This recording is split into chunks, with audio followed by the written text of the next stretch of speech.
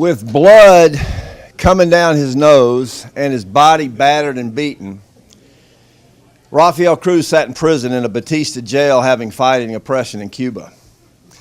He escaped legally to Texas, not able to speak the language, got a job for 50 cents an hour, worked his way through the University of Texas, married an Italian and Irish immigrant girl, had a handsome young son, and 45 years later, his son is running for president of the United States.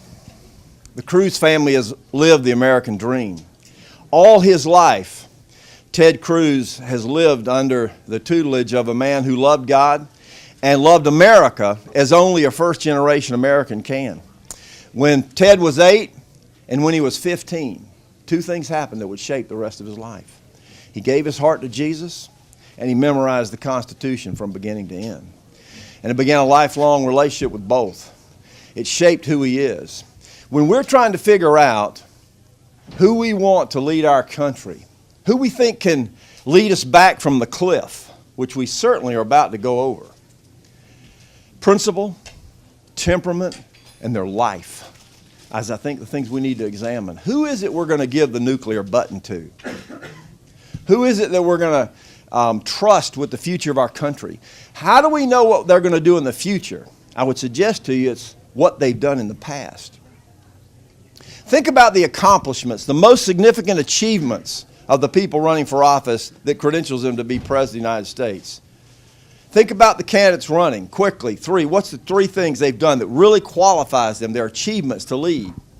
How about arguing more cases before the Supreme Court than any lawyer in the state of Texas, than any member of the Congress or Senate, winning the Heller case, the landmark Second Amendment case that established the individual right to bear arms for the first time before the Supreme Court? How about the Mojave Desert case that established religious liberty and the right to post cross on public land? How about the religious liberty case of Texas v. Ten Commandments, the right to post the symbol of our Judeo-Christian heritage on public lands? Ted Cruz has been fighting for constitutional liberty all his life, and he's won. In addition to life, marriage, American exceptionalism, and limited government, a new key test for me and many people I respect is backbone. It's easy to say what you believe, but I want to see what you believe. Ted Cruz just doesn't say it. He has done it. I would suggest to you that in head-up contests, our candidate wins against all the other Republicans. In head-up contests, he wins against Hillary. And more importantly, if he wins, it will make a difference. I'm here to tell you, the one guy that the D.C. cartel fears more than anybody is Ted Cruz.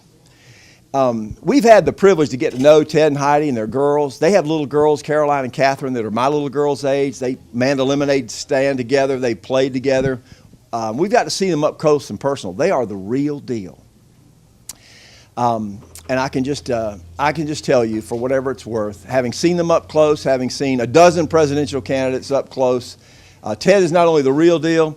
When it gets time in the fall for the debate stage with Hillary, this national debate champion who got a scholarship, worked his way through Princeton, who finished top of his class in Yale, will mop the floor with Miss Clinton. A new day is coming, friends. I'm just here to tell you. A new day is coming, and it's going to be led by a young senator from Texas. And as good as the Reagan year is going to be, I'm telling you the Cruz years are going to be even better. We'd love to have you on Team Cruz. Thank you.